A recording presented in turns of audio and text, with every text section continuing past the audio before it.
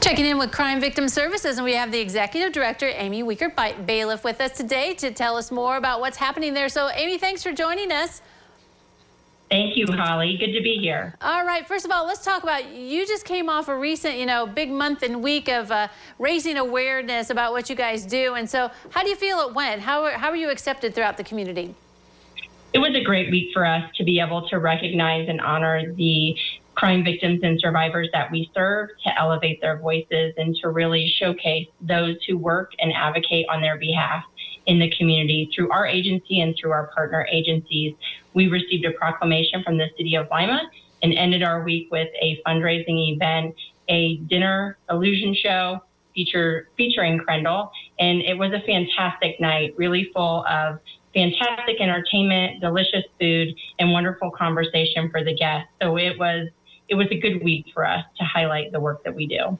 That's awesome to have something successful like that, too. Also, there was a big CASA Day at the end of April, and let's talk more about that program because it's really important, and maybe people don't understand even what it is. So first of all, let's just explain what CASA is all about. Definitely. And so I think that there's recognition of CASA in the community, but sometimes we want to make sure that people are aware that that's a program under Crime Victim Services. And what CASA does is to train community volunteers to advocate on the best interests of children in cases of child welfare that have experienced abuse and neglect. And so we have over 70 volunteers in the community that do this work.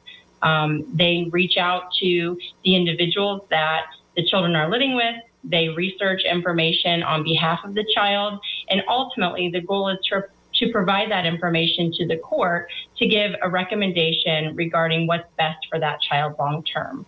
We want to make sure that that child receives safety and a loving home environment for the rest of their childhood. So this sounds like an extremely important job, but you said 70 volunteers. Is that enough? I mean, are you looking for more volunteers every year? So before COVID, our program actually reached 100 volunteers, which is really amazing when you think of the community of our size and speaks to the tremendous dedication and generous spirit that our community members have to serve one another. And we're very blessed to have a lot of longtime volunteers in that program who do very significant work. So we would like to go back up to that with our ultimate goal to be able to serve all of the cases that juvenile court has a need for us to serve. And so we're looking ahead into the fall, which will be our next pre-service training class, which is the initial component that someone has to complete to be able to be a CASA volunteer. So the orientation for that will be September 12th.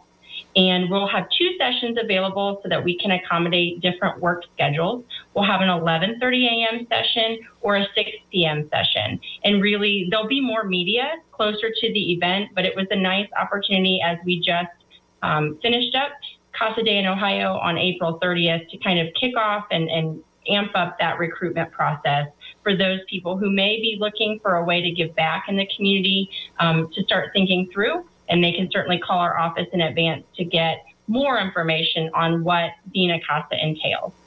Yeah, because while it seems an exciting way to be able to help out kids, it also seems kind of scary. But you guys train everybody enough where everyone's comfortable by the time that they're out there ready to help that child, right? Most definitely.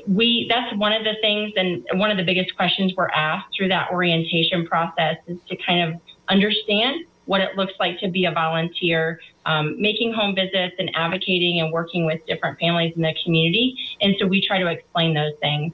We provide a 30-plus hour training service to begin, as we talked about, and then CASAs are required to get at least 12 hours of training annually in an in-service component. And we really structure those training opportunities for CASAs to be able to understand what the needs of families are and what are the trends that we're seeing, and making sure that advocates that are working in this role are equipped for what they'll encounter on cases. We have tremendous staff who supervise those cases and who work with the volunteers to support them. And so they're never alone through this. They have the history of the program, and they also have the staff to support them along the way. And we make sure that that safety is accounted for. So let's mark your calendars now for September 12th to find out more about that program. Amy, thanks for sharing with us today. Thank you, Holly. Have a great day. You too. All right, don't go away. Noon Edition continues in a moment.